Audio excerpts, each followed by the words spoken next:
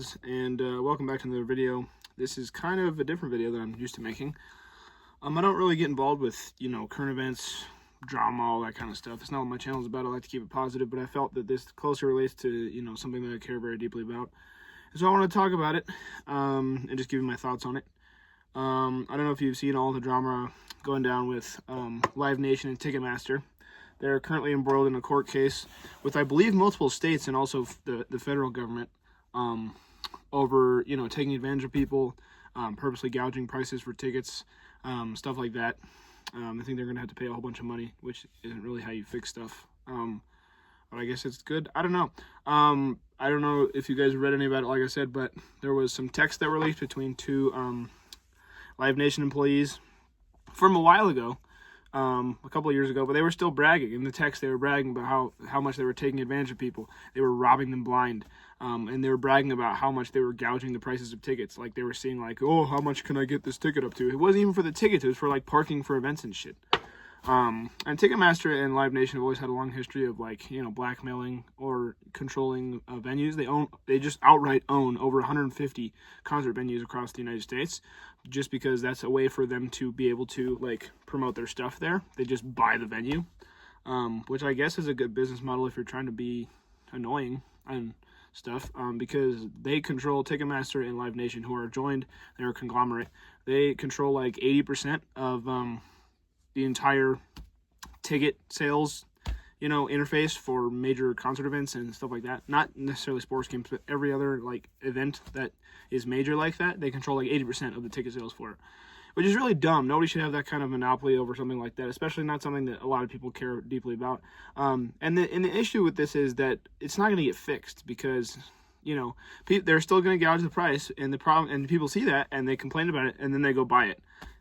I'm not saying, that metal fans are better, but metal sells less than other concerts, which is why, all the big artists, like all the rap artists right now, Taylor Swift, all the big country artists who are playing arena shows, those tickets are really expensive, and people go and complain about it, and then they go and buy it, which is the issue.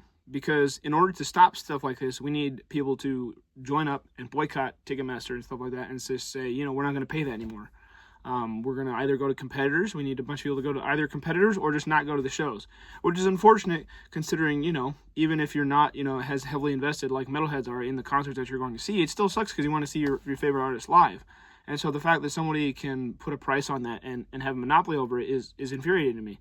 And the fact that these dickbag CEOs have all the marbles here is really sad to me, because concerts used to be something fun, and now it's kind of like you have to take out a small fortune. Even for a kid like me, I go to a lot of shows, and they're mainly cheaper shows because they're metal shows, and like I said, those don't sell as well to a lot of people, but, I'm only 18, like, I have a job, but it's not like a full-time job because I'm still at school, all that kind of stuff, and so, like, even for me to go to shows, like, the one last night, my ticket was, like, $60, and then I went and bought a shirt, which was, like, $40, so for me to go and want to support my bands, because, the ticket sale, if it's through Ticketmaster, they're not getting shit out of that. So you got to buy merch to support the band. It's like a $100 investment. And for a kid who doesn't make that much money, like, that's a lot to ask for every time, a band I want to see comes to town. Which, granted, you don't have to go to all the shows, which is what I'm trying to say here. I'm saying at a point we have to step back and say, until this gets better, we're just going to stop going to shows, or we're going to do something else, go through competitors like Axis is a good competitor. They control the other 10% of ticket sales. They used to be a lot bigger until Live Nation and Ticketmaster merged. But yeah, either you have to go through competitors, and which can sometimes be more expensive because, like I said, Ticketmaster has done a really good job of manipulating the system so that they have the best tickets, the cheapest tickets, whatever. But they're still also really expensive. And so you either have to do that, or you just have to stop going to shows, because we're not going to get through this, and it's not going to go away until something happens, Either we, like I said, we stop going to shows, or we help out the competitors get bigger. Because other than that, like, they were ordered to pay, I think they were going to be ordered to pay like $250 million. And Live Nation and Ticketmaster are worth like $30 billion. That's a tiny slap on the wrist to pay off the federal government for just going to keep going. They're not going to stop doing it either, is the problem, like I said, unless we do something major. But a lot of people aren't, because, like I said, they still love live shows. And I love live shows, don't get me wrong. Live shows are one of the best experiences you can have. But the fact that you have to pay so much money to go do it now is just outrageous. And the fact that it's only going to these, you know, piece of shit CEOs who just care about making money is annoying. You know, it should be going to the artists who put their, you know, their livelihoods on the line to go out on tour, you know, because if the tour does bad and the album does bad, then, you know, that's their job, you know.